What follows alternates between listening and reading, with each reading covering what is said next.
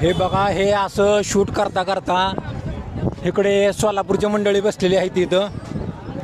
हा दर्शन आहे, दर्शनच ना. आणि इकडे आरती मॅडम आणि बाकी कोण आहे ते अजून. कसं चालली तुमची वारी?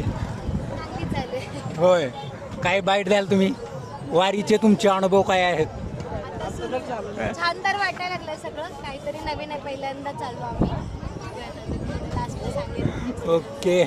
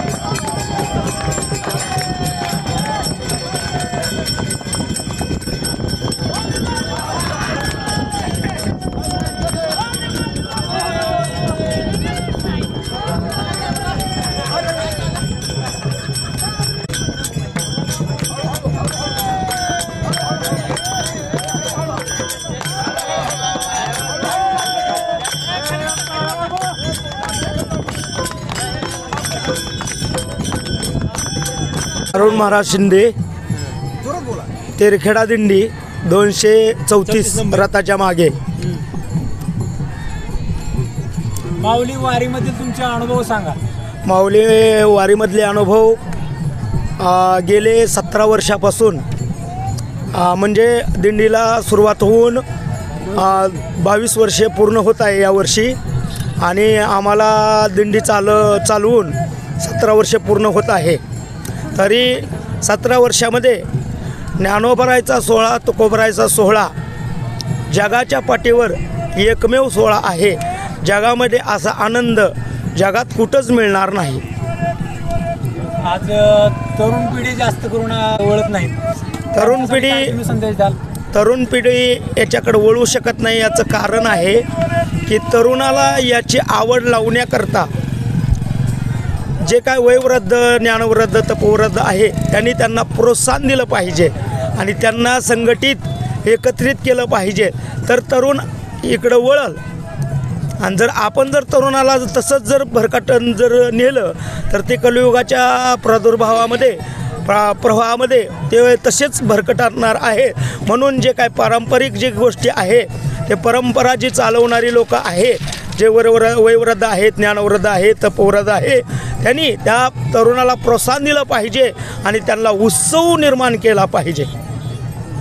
रोजचं तुम्ही किती किलोमीटर चालताय? आणि दररोज- चालत असताना पाय वगैरे दुखत असताल तर त्यासाठी तुम्ही काय करताय? दररोज आम्ही 20 ते 17 किलोमीटर या अंतरावर चालत आहे. पण कोणाला शिन येत नाही, कोणाला भाग येत नाही, कोणाचं पाय दुखत नाही. जर असेल तर भाग गेला, शिन गेला, अवघा झाला आनंद. या माऊलीच्या गजरामध्ये आनंदमय वातावरण होऊन सर्वच वारकरी आनंद लुटत आहेत.